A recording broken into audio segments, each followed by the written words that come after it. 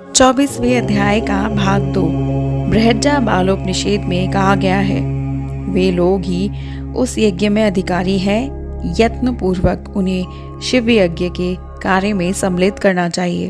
उन्हें भस्म लगाना चाहिए।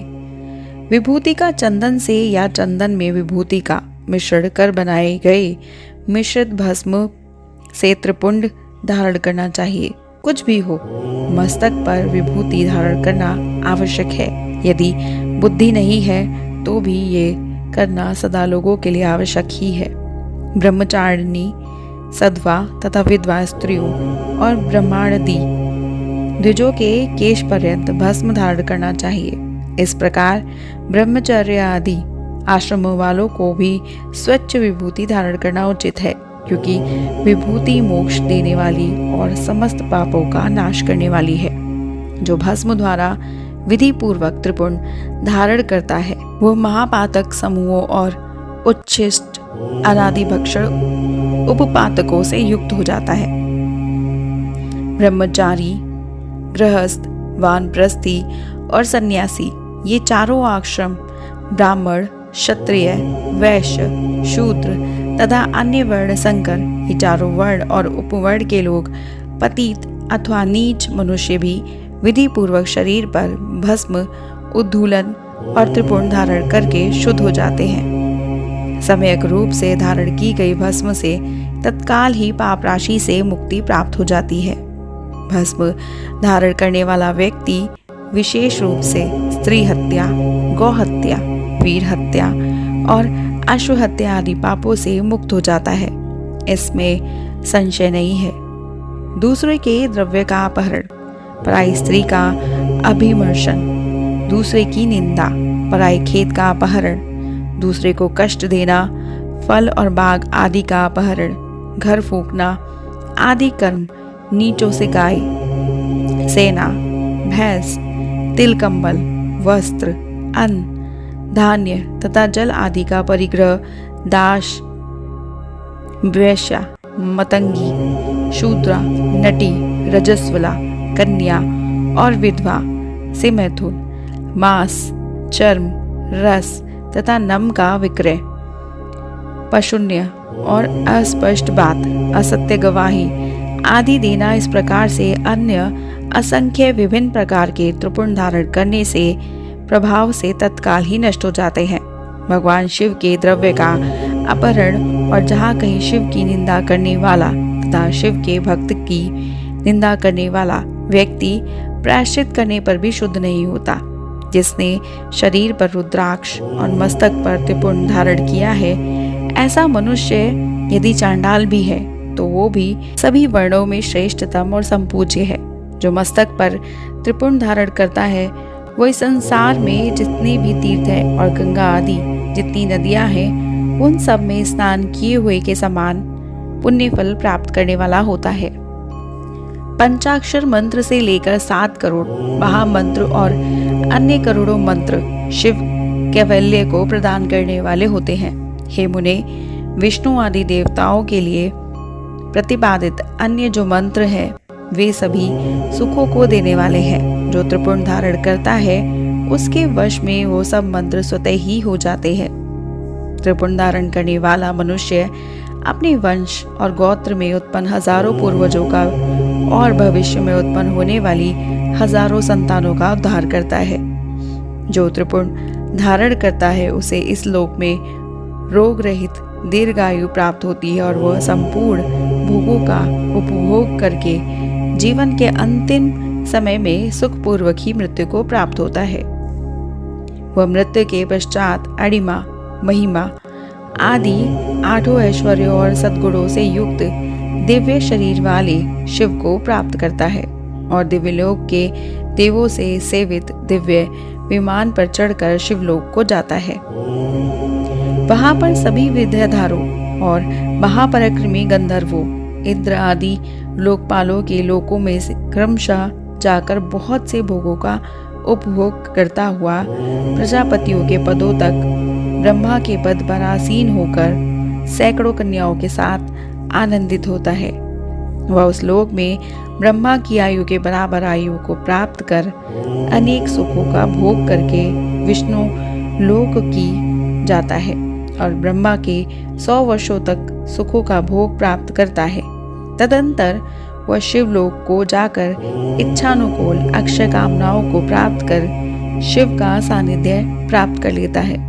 इसमें संदेह नहीं है। सभी उपनिषदों के सार को बार बार सम्यक रूप से देखकर यदि निर्णय लिया गया है कि त्रिपुण धारण करना ही परम श्रेष्ठ है, जो ब्राह्मण विभूति की निंदा करता है वह ब्राह्मण नहीं अपितु अन्य जाति का और विभूति की निंदा के कारण उसे चतुर्मुख ब्रह्मा की आयु सीमा तक नरक भोगना पड़ता है। श्राद्ध, यज्ञ, जप, होम, बलि, वैश्वदेव और देव पूजन के समय जो पूत आत्मा मनुष्य त्रिपुण धारण करता है वह मृत्यु को भी जीत लेता है। मल त्याग करने पर शुद्धि के लिए जल स्नान किया जाता है। भस्म स्नान करने पर सदा पवित्रता आती है। मंत्र स्नान पाप का हरण करता है और ज्ञान रूपी जल में अवगाहन करने पर परम पद की प्राप्ति होती है। समस्त तीर्थों में स्नान करने से जो पुण्य और फल प्राप्त होता है वह फल भस्म स्नान करने वाले को प्राप्त होता है। भस्म स्नान की परम श्रेष्ठ तीर्थ है जो प्रतिदिन गंगा स्नान के समान है। भस्म रूपी साक्षात शिव है जो त्रैलोक्य को पवित्र करने वाला है। बिना त्रिपुण धारण किए हुए जो ब्राह्मण स्नान, ध्यान, दान और जप आदि अनुष्ठान कर्म करता है वह न तो स्नान है, न ध्यान है, न दान है और न जप आदि अन्य अनुष्ठित कर्म ही है। वानप्रस्थ, कन्या और दीक्षा रहित मनुष्य को मध्याह्न के पूर्व ही जल से युक्त त्रिपुण धारण करना चाहिए, किंतु मध्याह्न के पश्चात जल रहित भस्म से त्रिपुण धारण करना उचित नहीं है। इस प्रकार श्रद्धा पूर्वक दृढ़ निश्चय वाला जो व्यक्ति नित्य त्रिपुण धारण करता है उसे ही शिव भक्त जानना चाहिए। उसी को भुक्ति तथा मुक्ति भी प्राप्त होती है। जिसके अंग पर प्रचुर पुण्य देने वाला एक भी रुद्राक्ष नहीं है और वह त्रिपुण से रहित है, उसका जन्म लेना व्यर्थ है। इसके पश्चात भस्म धारण तथा त्रिपुण की महिमा एवं विधि बताकर सूत जी फिर कहते हैं, हे महर्षियों, इस प्रकार मैंने संक्षेप में त्रिपुण का महात्म्य बताया है। ये समस्त प्राणियों के लिए गोपनीय रहस्य है, अतः आपको भी इसे गुप्त रखना चाहिए। मुनिवरों, ललाट आदि सभी निर्दिष्ट स्थानों में जो भस्म 3 तिरछी रेखाएं बनती हैं उन्हीं को विद्वान त्रिपुण कहा गया है। भौहों के मध्य भाग से लेकर जहाँ तक भौहों का अंत है उतना बड़ा त्रिपुण ललाट में धारण करना चाहिए। मध्यमा और अनामिका उंगली से 2 रेखाएं करके बीच में अंगुष्ठ द्वारा प्रतिलोम भाव से की गई रेखा त्रिपुण कहलाती है। अथवा बीच की 3 अंगुलियों से भस्म लेकर यत्न पूर्वक भक्ति भाव से ललाट में त्रिपुण धारण करें। त्रिपुण अत्यंत उत्तम तथा भोग और मोक्ष को देने वाला है। त्रिपुण की 3 रेखाओं से प्रत्येक के 9 देवता है जो सभी अंगों में स्थित है। मैं उनका परिचय देता हूँ, सावधान होकर सुने। हे मुनिवरों, प्रणव का प्रथम अक्षर अकार, गार्हपत्य, अग्नि, पृथ्वी, धर्म, रजोगुण, ऋग्वेद, क्रियाशक्ति, प्रातसवन तथा महादेव ये त्रिपुण की प्रथम रेखा के 9 देवता हैं। ये बात शिव दीक्षा परायण पुरुषों को अच्छी तरह समझ लेनी चाहिए।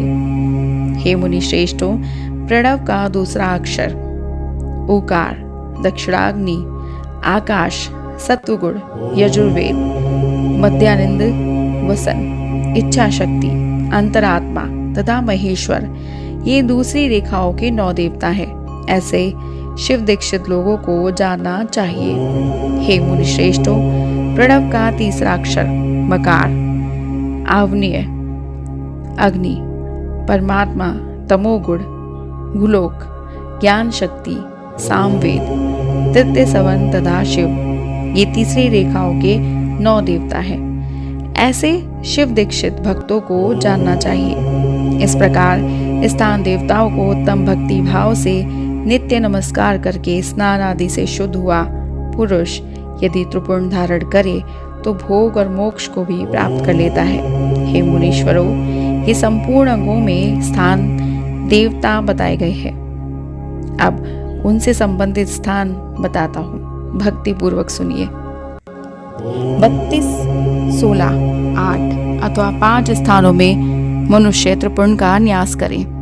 मस्तक, ललाट, दोनों कान, दोनों नेत्र, दोनों नसिका, मुख, कंठ, दोनों हाथ, दोनों कोहनी, दोनों कलाई, हृदय, दोनों पार्श्व भाग, नाभि, दोनों अंडकोश, दोनों उरु, दोनों गुल्फ, दोनों घुटने, दोनों पिंडली और दोनों पैर। ये 32 उत्तम स्थान है। इनमें क्रमशः अग्नि, जल, वायु, पृथ्वी, 10 दिक्प्रदेश, 10 दिक्पाल तथा 8 वस्तुओं का निवास है। धरा, ध्रुव, सोम, आप, अनिल, अनल, प्रत्यूष और प्रभास, ये 8 वसु कहे गए हैं। इन सब का नाम मात्र लेकर इनके स्थानों में विद्वान पुरुष त्रिपुण धारण करे अथवा एकाग्रचित्त होकर 16 स्थानों में त्रिपुण धारण करे। मस्तक, ललाट, कंठ, दोनों कंधों, दोनों भुजाओं, दोनों कोहनियों तथा दोनों कलाइयों में, हृदय में, नाभि में, दोनों पसलियों में तथा पृष्ठ भाग में त्रिपुण लगाकर वहाँ दोनों अश्विन कुमारों शिव शक्ति, रुद्र, ईश तथा नारद का और वामा आदि 9 शक्तियों का पूजन करें। ये सब मिलकर 16 देवता है। अश्विनी कुमार युगल कहे गए हैं, नासत्य और दस्त्र अथवा मस्तक, केश, दोनों कानों, मुख, दोनों भुजा, हृदय, नाभि, दोनों उरों, दोनों जानू, दोनों पैर और पृष्ठभाग। इन 16 स्थानों में 16 त्रिपुण का न्यास करें। मस्तक में शिव, केशों में चंद्रमा, दोनों कानों में रुद्र और ब्रह्मा, मुख में विघ्नराज गणेश, दोनों भुजाओं में विष्णु और लक्ष्मी, हृदय में शंभु, नाभि में प्रजापति, दोनों उरुओं में नाग और नाग कन्याएं, दोनों घुटनों में ऋषि कन्याएं, दोनों पैरों में समुद्र तथा विशाल पृष्ठभाग में संपूर्ण तीर्थ देवता रूप में विराजमान है।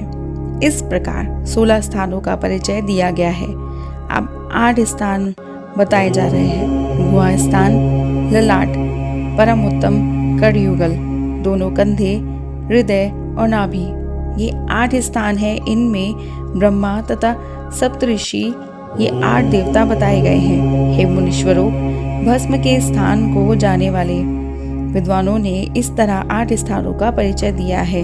अथवा मस्तक, दोनों भुजाएं, हृदय और नाभि, इन 5 स्थानों को भस्म वेत्ता पुरुषों ने भस्म धारण करके योग्य बताया है। यथासंभव देश, काल आदि की अपेक्षा रखते हुए उद्धूलन को अभिमंत्रित करना और जल में मिलाना आदि कार्य करे। यदि उद्धूलन में असमर्थ हो तो त्रिपुण आदि लगाए। त्रिनेत्रधारी तीनों गुणों के आधार तथा तीनों देवताओं के जनक भगवान शिव का स्मरण करते हुए नमः शिवाय कहकर ललाट में त्रिपुण लगाए। ईशाभ्याम नमः ऐसा कहकर दोनों पार्श्व भागों में त्रिपुण धारण करें। बीजाभ्याम नमः ये बोलकर दोनों प्रकोष्ठों में भस्म लगाए। पृथभ्याम नमः कहकर नीचे के अंग में, उमेशाभ्याम नमः कहकर ऊपर के अंग में तथा भीमाय नमः कहकर पीठ में और सिर के पिछले भाग में त्रिपुण लगाना चाहिए। इस प्रकार श्री शिव महापुराण के प्रथम विद्वेष संहिता में साधे साधन खंड में भस्म धारण वर्णन नामक 24वां अध्याय पूर्ण हुआ। अब शिव पुराण के आगे के अध्यायों को सुनने के लिए सब्सक्राइब कीजिएगा हमारा YouTube channel voice of tales को, और हमारी वीडियो को लाइक, शेयर, सब्सक्राइब करना मत भूलिएगा।